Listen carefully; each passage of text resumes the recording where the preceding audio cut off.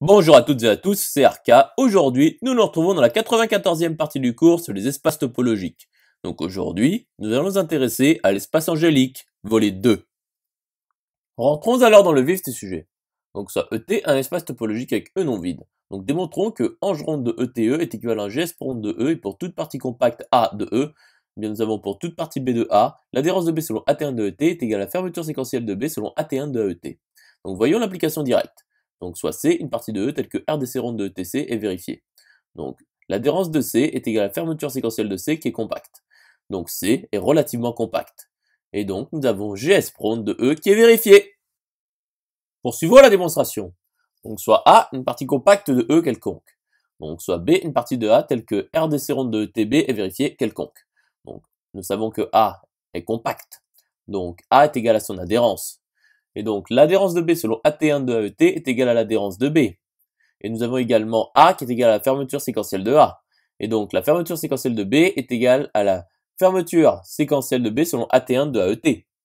Et nous avons ange ronde de ETE qui est vérifié. Donc l'adhérence de B est égale à la fermeture séquentielle de B. Et donc l'adhérence de B selon AT1 de AET est égale à l'adhérence de B qui est égale à la fermeture séquentielle de B qui est égale à la fermeture séquentielle de B selon AT1 de AET. Intéressons-nous alors à l'implication réciproque. Donc, soit A, une partie de E telle que RDC ronde de ETA est vérifiée. Donc, par hypothèse, A est relativement compacte. Donc, l'adhérence de A est compacte.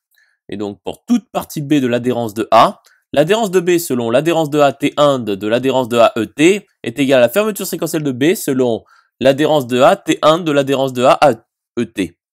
Donc, A est une partie de l'adhérence de A.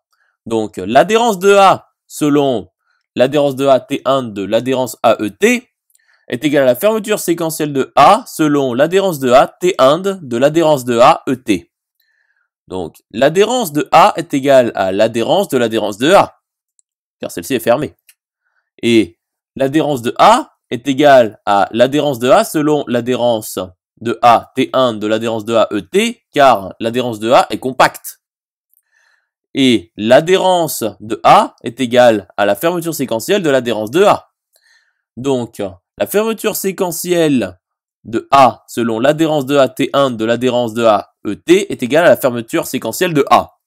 Nous obtenons alors que l'adhérence de A est égale à l'adhérence de A selon l'adhérence de A T1 de l'adhérence de A ET, qui est égale à la fermeture séquentielle de A selon l'adhérence de A T1 de l'adhérence de A ET, qui est égale à la fermeture séquentielle de A, et l'adhérence de A est compacte.